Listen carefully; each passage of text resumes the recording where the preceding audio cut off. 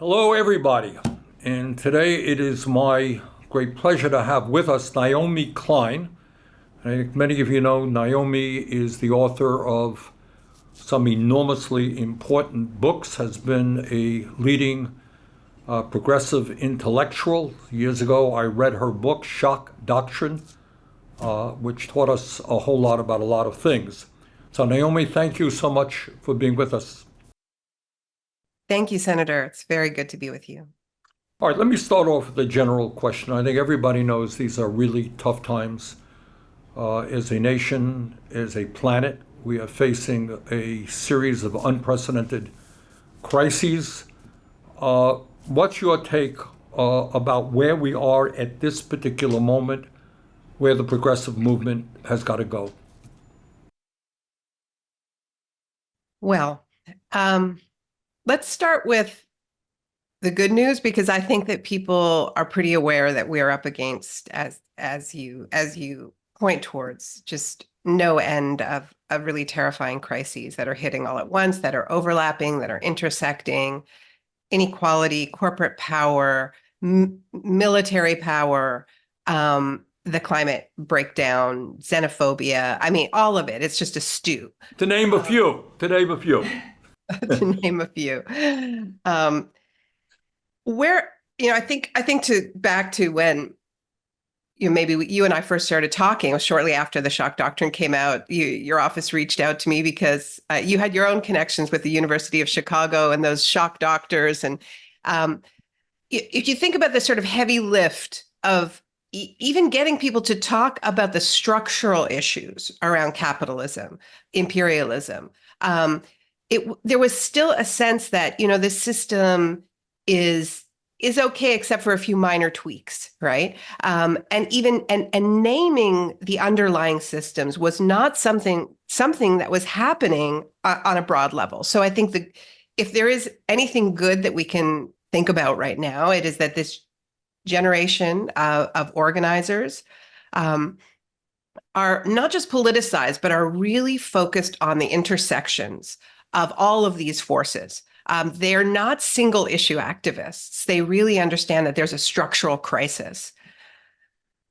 I think what is frightening is that political power that represents centrists on the big parties of the sort of so-called center left don't speak to that structural crisis nearly enough. You're an exception, obviously, Bernie, and you're not part of one of those major parties. We have insurgent voices like you've been talking to, in this podcast, members of the squad. But on the whole, the mainstream center-left parties are sending this message of, hey, there's great economic news. What is everybody worried about? And so, unfortunately, it is the right that is speaking directly to this widespread sense of, we have a, as you know, Bernie, I am an American citizen, which is why I get involved in U.S. elections. I live in Canada. I have dual citizenship. We have a politician in Canada who's running on a platform, a right-wing politician. Everything is broken. That's the slogan. Canada is broken. So, of course, they don't have a plan to fix it, but they are speaking to the brokenness, right? All right, good. Stop there. Yeah. All right. I think you're raising a very important point. So to translate into the practical politics that I deal with every day, what Naomi is really saying is that the Democratic campaign is, look at all of the good things that we have done. We passed A and B and C, and if you don't really know it yet, it's your problem. You have things that are really going great. You just got to appreciate how great it's going. Meanwhile, in my state, not unlike other states, property taxes are soaring. Healthcare is unaffordable. Childcare is unaffordable. People are shooting up and overdosing out on the streets, et cetera, et cetera. But somehow we haven't convinced the American people how great they have it. Is that right? Is that what you're saying? Yeah, that's not a great message. Exactly. Sort of like, wake up, dummy, things are awesome. That's right. Right. All right. I want to raise another issue. You very importantly make the point that Democrats, at least, do not look at the structural crises that we're facing. They'll look at, modest fixes here or there. I'll give you one example of something which I'm not the author that you are, but I did write a book as well. And one of the points that I made in the book is the word working class. You could turn on NBC and CBS for the next 20 years. You don't hear the word working class. You surely will never hear the word ruling class. So that means, I guess, Naomi, that we don't have a working class in America. We don't have a ruling class. We're all one happy, classless society. Is that what we got? Well, and the problem with this is people know that that is not true, right? And have a very strong sense that there are people out there who are rigging this system, right? And if there isn't an explanation that is being offered, that is saying, this is what the system is built to do, right? It is built to enrich the top strata and to dispossess a whole lot of people. And this is not a conspiracy. It's just kind of capitalism when you just let it do its thing, right? And because that analysis is not, as you say, when you turn on MSNBC, it's nowhere to be found, that class analysis. When you turn on Steve Bannon, when you listen to Tucker Carlson, you'll hear lots of talk about the elites, the globalists, the Davos class. If you turn on Alex Jones, or if you go sort of deeper into the dark web, you're going to be hearing about the Jews, and you're going to be hearing, and there's a reason why anti-Semitism has been described as the socialism of fools for a couple centuries now.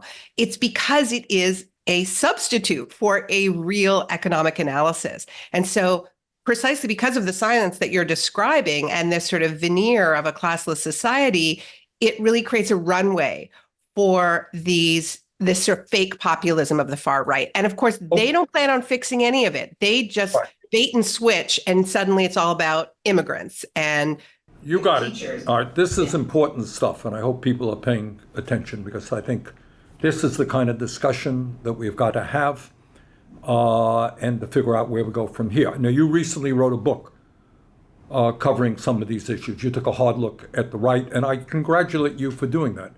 Because too many people say, oh, they're crazy, they're stupid, blah, blah, blah, blah, or they're deplorable, whatever they may be, without understanding where they're coming from and what motivates so many people to gravitate toward Trumpism, which in many ways is a desperation, trying to search for something. All right, talk a little bit about your recent book.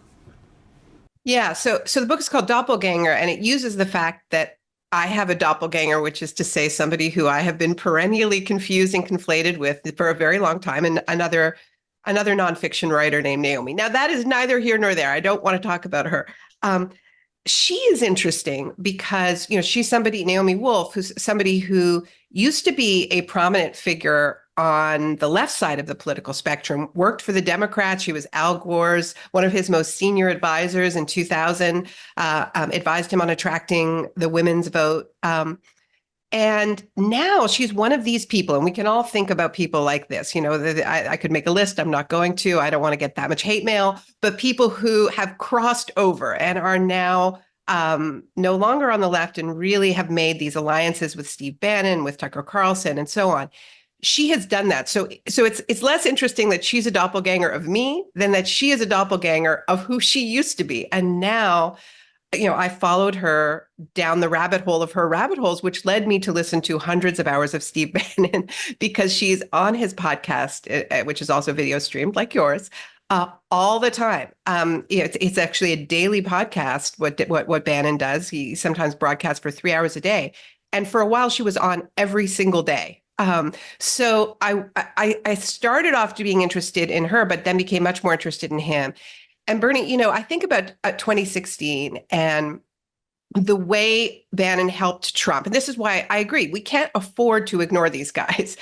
Bannon's a strategist, and his strategy has worked before. In 2016, what he did is he looked at what the Democrats were ignoring, who they were ignoring, and he landed on, okay, we need to get Trump to talk about free trade. That there are all of these deindustrialized areas where workers are really pissed off at the Democrats because they promised that they were going to renegotiate these deals or get them out of these bad deals, and they didn't. And so he advised Trump to make this a centerpiece of his campaign, and he did, and that really resonated. And this is why, frankly, I was excited to talk to you, Bernie, because Bannon did not want to run Trump against you. He was worried about that. And this is, I think, points towards where we have to be going. Because a guy like Bannon, the worst possible thing is for him to run a pseudo populist against somebody who is actually offering real solutions to people's daily crises, whether it's debt, whether it's unaffordable health care, whether it's unaffordable rent. He doesn't want that. He wants to run against corporate Democrats. And so, he's doing the same thing now on a host of other issues. He's looking at what his opponents are ignoring, and he's cobbling together a kind of Frankenstein political platform, which he says is going to lead to them taking power for the next 100 years. So, hey, I don't think we should take that. We should take that lightly. They're saying it out loud. I think they mean it. Okay. Which leads us to, if the Democrats are going to do well in this campaign, if we're going to beat Trump, it leads us to what conclusion, Naomi? Well, one of the things I say in the book is that conspiracy culture, and there's a lot about that is going on in Trump world, in Bannon world, that is really just making up your own reality, right? Like what gets the most traction are just the wildest claims. I started focusing on it during the pandemic because it was all about medical disinformation that was focused on the vaccines, was focused on the vaccine verification apps. What's important for us to understand is that this sort of fire hose of disinformation that opened up during the pandemic because people were at home, they were looking for some kind of explanation, they got on these Telegram channels and so on, they started listening to these weird podcasts. That infrastructure still exists, and now it's being filled with other content, right? It's being filled with they don't have the vaccines to rail against as much anymore, so they're back to climate disinformation. The thing that we need to understand is that though they get the facts wrong, they get the feelings right. They get the feelings right. They're speaking to that feeling that this system is rigged against you, that there is, that they come up with a wild conspiracy, but we need to talk about the conspiracies in plain view, like Donald Trump summoning the oil executives to Mar-a-Lago and saying, okay, you give me $1 million, which is nothing when you're making $36 million. Sorry, you give me $1 billion, which is nothing when a single company can post $36 billion in profits. And I will dismantle all of Biden's climate policies overnight, right? Is that a conspiracy? I mean, it's in plain view. They don't even try to hide it.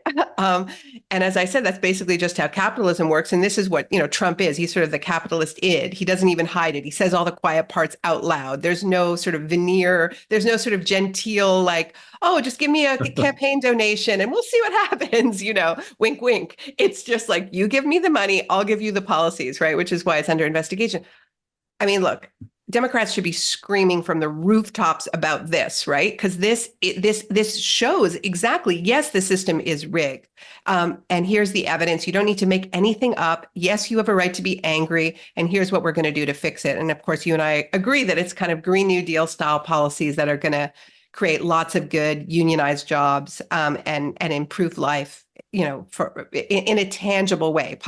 Climate policies that people can touch and feel. All right, so I want to stay on this issue because I think my Democratic colleagues in the Senate often miss it. Poll after poll has Trump in the lead. And what you're saying, I think, is that his message that the system is broken, the elites are too powerful, give me the power, I will deal with it, in fact, resonates to millions of people who are living, in many cases, in desperation and without hope today. Is that kind of what you're saying?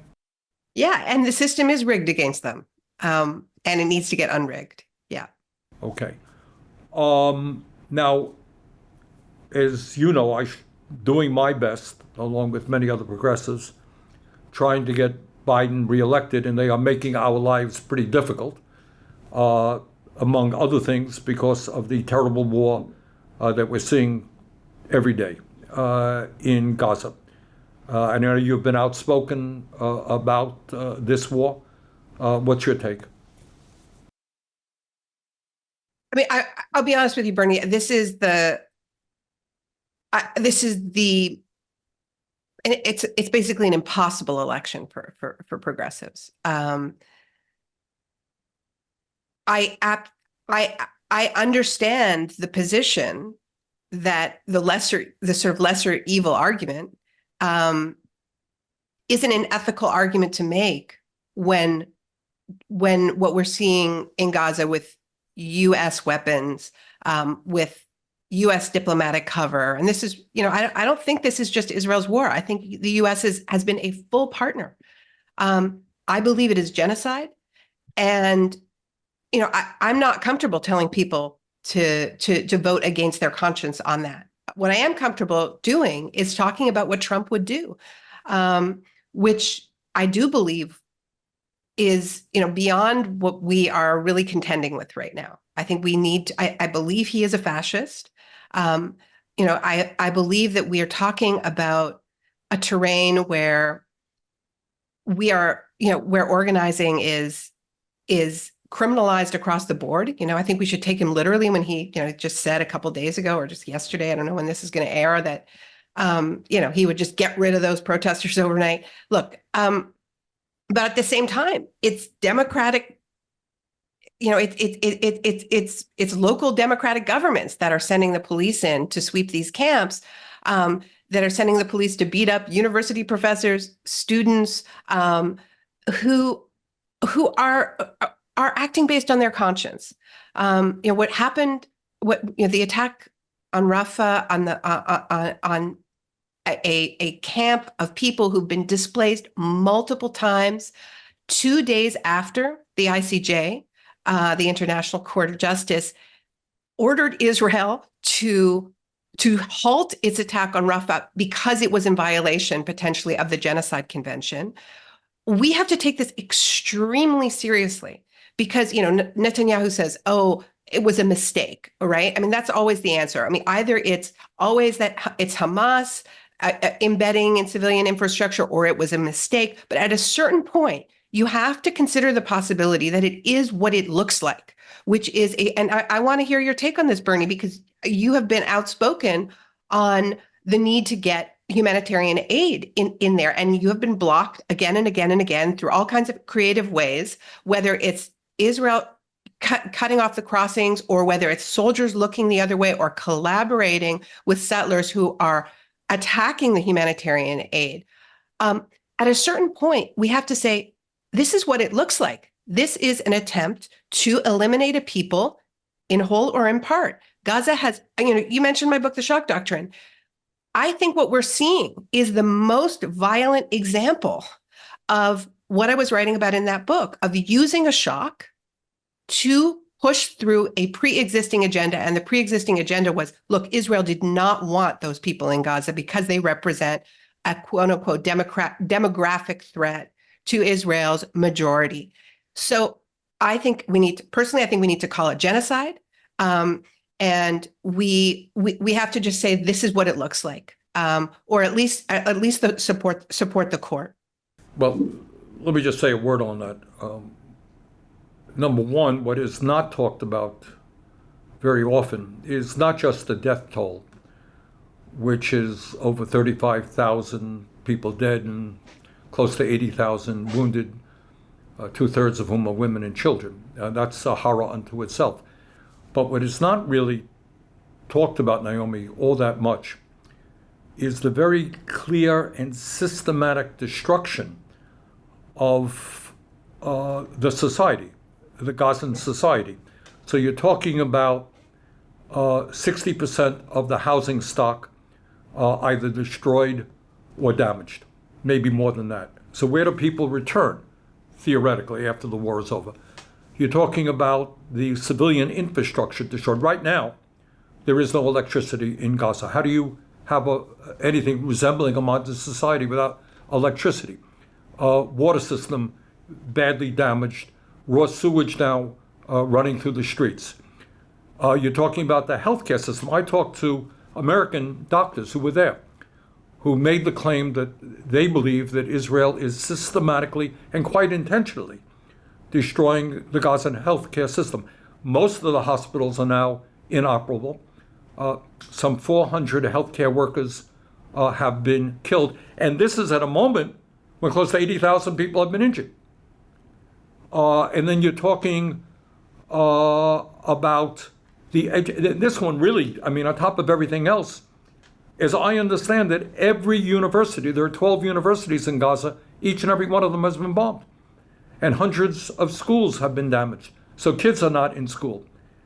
And on top of all of this stuff, I wonder if you are a 10-year-old child in Gaza right now, seeing all this destruction, seeing the drones flying above you, maybe they have weapons, maybe they don't, they're monitoring you.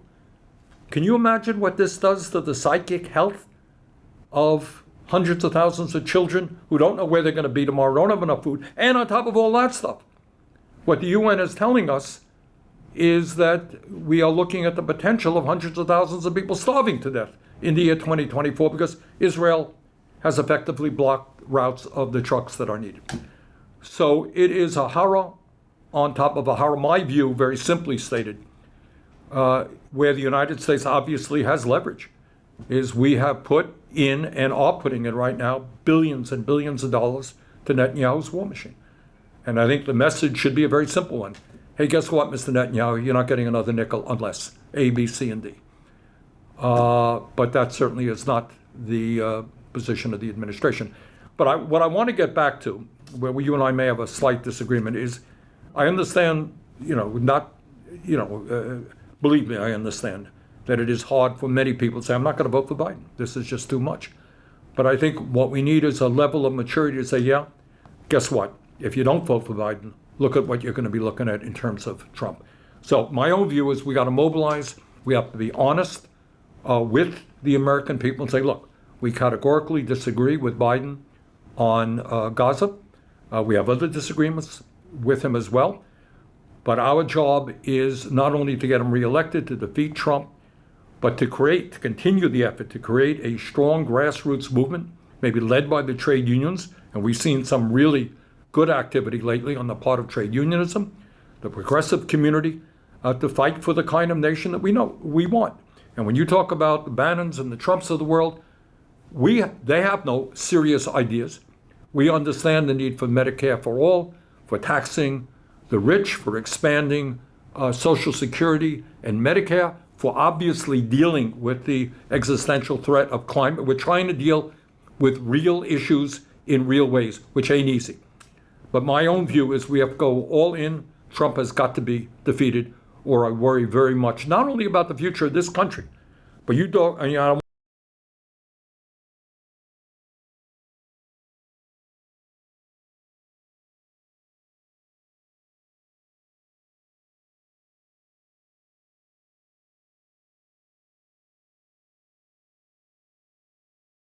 I mean, yeah, I think you know what I think about Trump and climate, and I think what we, I just to clarify, I feel like my role in this election, I think we're all going to have different roles. You have your role, and I'm focused on defending the squad right now. I just finished a piece supporting Jamal Bowman. I think it's been I think one of the things that we've seen in this period is how important it is to have voices in Congress who are willing to take real political risks. I mean, think about Jamal Bowman in his district, and so many people in safer districts didn't speak out the way he did. And he, was calling for a ceasefire very, very early on. And of course, AIPAC is spending huge amounts of money trying to get him out. Right. Cori Bush, same. So, this is, I think we're all, making choices, and that's where I'm choosing to focus my attention. And I think we need to look very seriously at Trump on all of these fronts. I'll come back to the climate front, but I think, I think it's important for us to recognize that the kind of social movement work that happened pushing for a Green New Deal, and also getting people into Congress who would champion the Green New Deal, who you've been able to work with, who you've talked to on this podcast, like Ilhan Omar, like Alexandria Ocasio-Cortez, working on like Green New Deal for public housing, Green New Deal for public schools, municipal Green New Deals. People have been chipping away at that. And it has influenced the Inflation Reduction Act, which is the largest piece of inadequate though it is, the largest piece of spending on green infrastructure. And we need to keep pushing. What Donald Trump is promising is to roll all of it back on day one, including, they're particularly focused on Biden's suspension of new LNG infrastructure.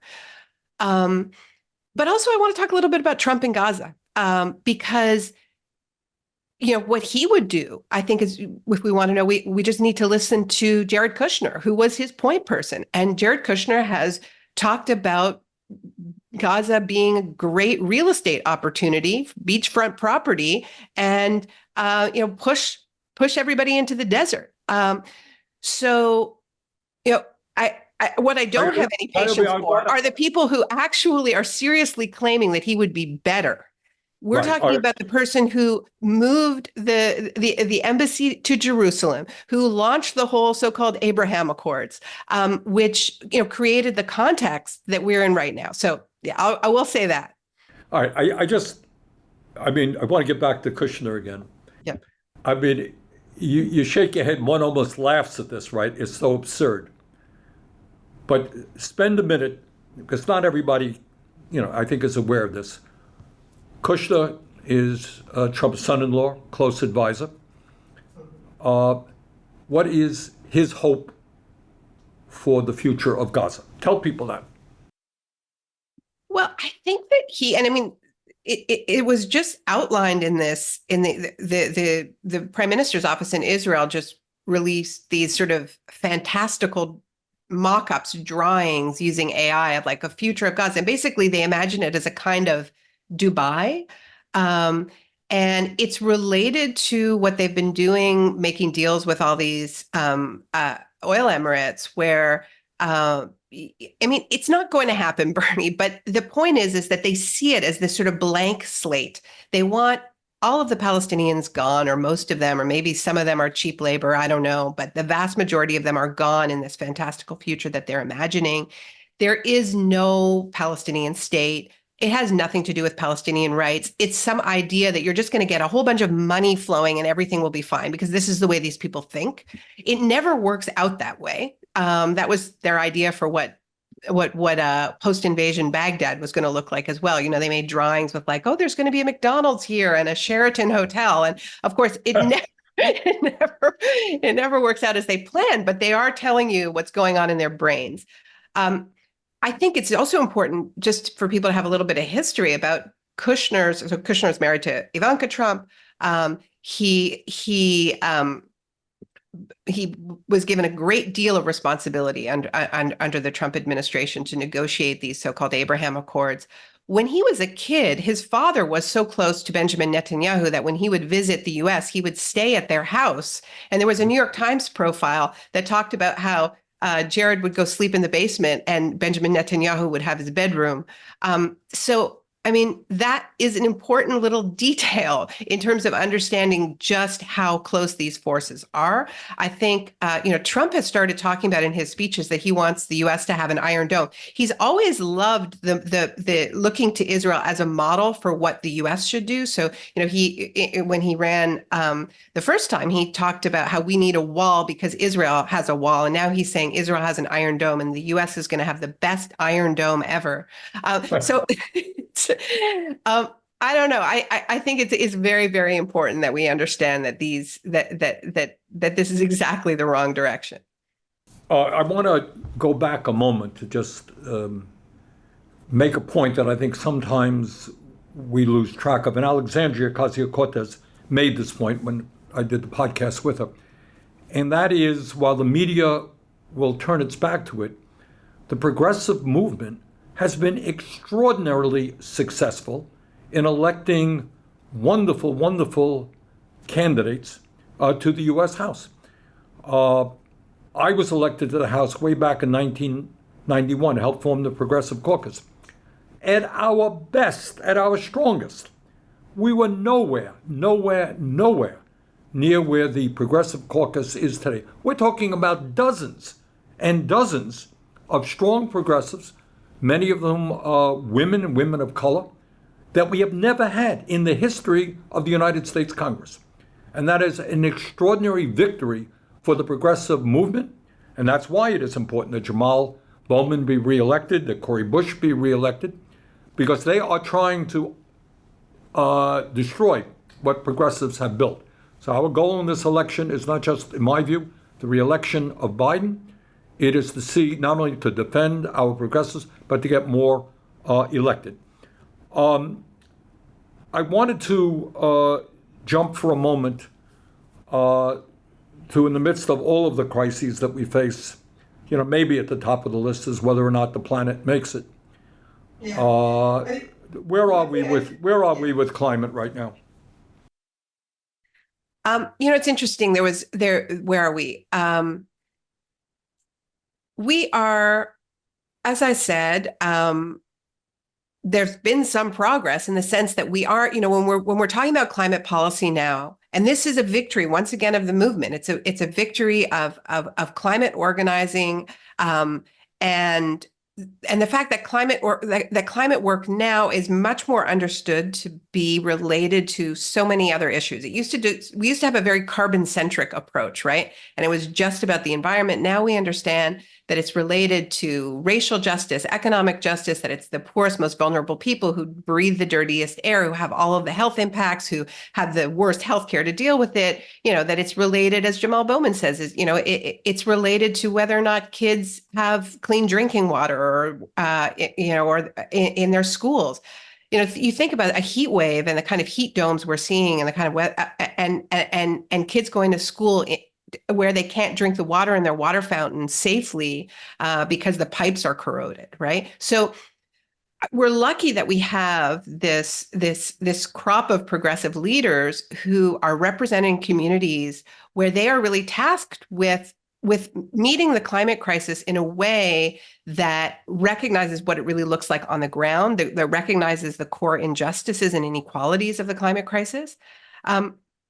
And so when we're talking about climate policies, we're not just talking about a carbon tax or putting a price on carbon or cap and trade or these sort of policies that seem very abstract, not connected with people's lives, which the right can paint very successfully as just being about increasing your cost of living. And instead, they're about investing in infrastructure that you can touch and feel, that's going to improve lives in the here and now.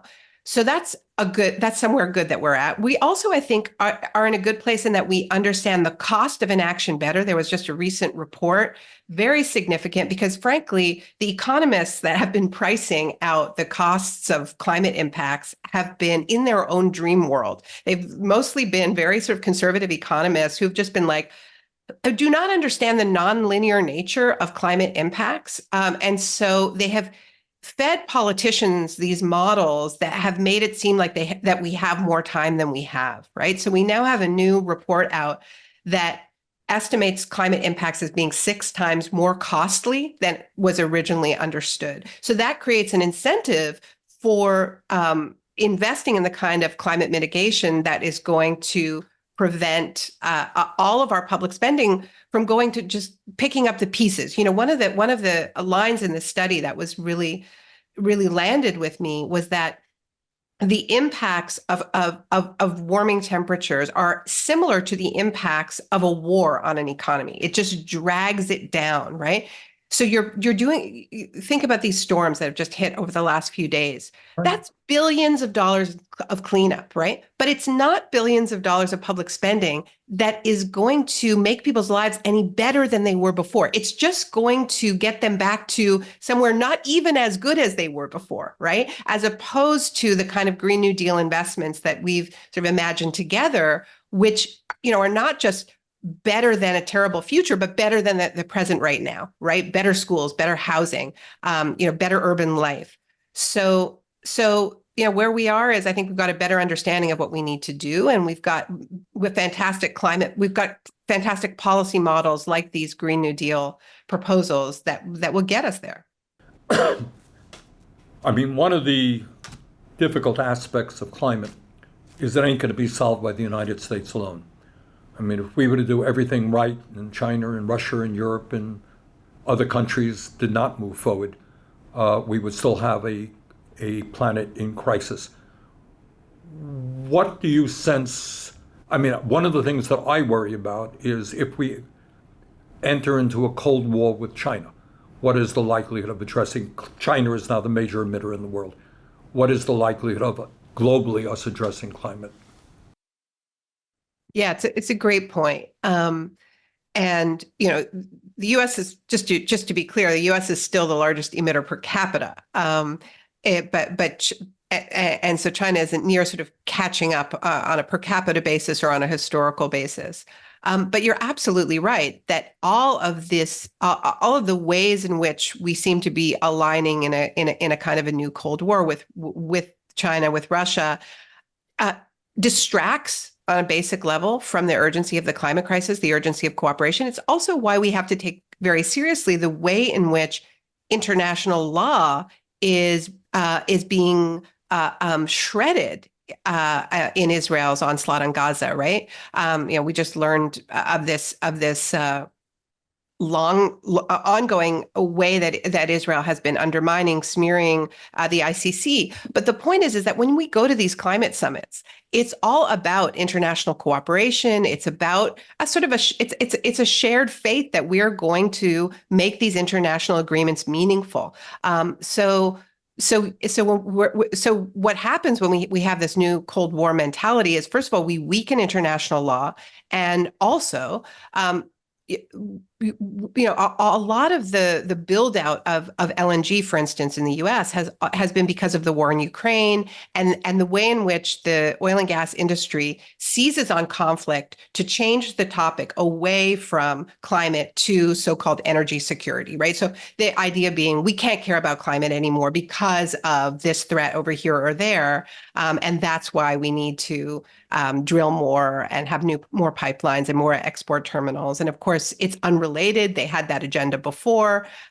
We can have energy security with renewables, but they've very successfully made that pivot. And I'm sure you've seen that firsthand. Well, what I'm seeing in the Congress is a strong movement away from international organizations into the United States alone.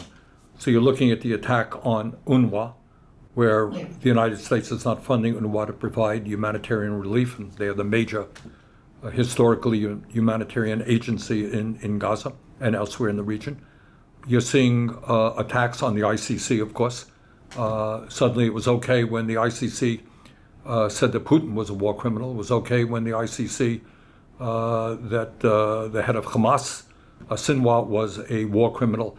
But suddenly the ICC is a corrupt institution because they thought that Netanyahu is violating international law. And there are now real attacks to defund American support for that. And also the constant attacks on the United Nations as well. So I'm not quite sure how you deal with climate, how you deal with future pandemics, how you deal with war in general. Right now you're looking at the worst war in Europe since World War II with Putin's invasion of Ukraine. You're looking at the worst war in the Middle East right now with what's going on in Gaza. I don't know how you deal with these if you don't have a growth in international cooperation. And what we're seeing in this country among the right wing is a withdrawal of those efforts. Yeah, and I think that the perils of this are very serious because the message that's being sent is that these are very weak institutions and you're a sort of a sucker if you believe in them in the first place, right? If you're defending international law and standards. And so when the ICJ says that it orders Israel that they have to suspend their attack on Rafah and Israel doubles down, then the message that is sent is that this is all sort of a joke. So we face a really serious juncture right now about whether or not we are going to double down in our faith in these institutions and make them stronger, make them more meaningful. I mean, this is true for climate as well. It's always been a problem that these are toothless agreements that, we talked about how Bannon and the right has co-opted the international trade issue. When the U.S. enters into a trade agreement, that has teeth. Like if you violate that, you're going to face sanctions immediately, right? And there are enforcement mechanisms. But that's not true for the climate agreements that the U.S. enters into. It's not true for violating international humanitarian law. And I think that that's what really needs to change. And one of the things that I find really heavy, Bernie, and I was thinking when I was thinking about our conversation, we're both Jewish. I think that there's a particular kind of horror in watching these horrific crimes being committed, period, but a special kind of horror as Jewish people when they are committed in the name of Jewish safety. Right? This is what Netanyahu does. Every time he's accused of anything, he says it's anti-Semitic. He says he's doing this in the name of somehow it's reparations for the Holocaust. But all of this international law that we're talking about, when we're talking about the Geneva Conventions, when we're talking about the ICJ, when we're talking about the Geneva Conventions, this is the legacy of the Holocaust too, right? Right. And now to watch a state that is acting in the name of the Jewish people globally attack that infrastructure, we need to raise our voices, and we need to do so as Jews, I think, and this is part of what I've been doing with JVP. Well, I think what he has done very cleverly, this Netanyahu is nobody's fool. He's a very smart, evil politician. And what he has done is saying that if you criticize Israel, you're an anti-Semite. Well, last I heard, we're allowed to criticize Italy. You don't hate Italians. You can criticize Ireland without hating the Irish people. You can criticize a right-wing extremist Israeli government without being anti-Semitic. And so, all right, on that note, all right, let's close it out. Give us the good news. Tell us why we should be very optimistic and cheerful in this moment in American history. Okay, I'm not going to go that far, but I am going to say that I am so moved by this generation of young people who, by the way, you know what? I visited a bunch of the encampments on college campuses, and I've been part of a lot of these ceasefire demonstrations. So many of the young people in the streets come up to me and tell me that they were part of the mobilizations for the Green New Deal, that they were part of the Sunrise Movement. I was recently in Stockholm, and I saw Greta, and she was at one of these university encampments at Stockholm University. These are young people who understand the connections between these issues. Coming back to where we started, Bernie, they see that it's a systemic crisis. They want deep change. They have vision. They really have vision, and I think that they are resisting the urge to just collapse into cynicism as they see their elites betray them again and again, whether it's on climate or whether it's on Gaza. They're building a new politics. It's a beautiful thing. They're taking real risks because they believe in solidarity.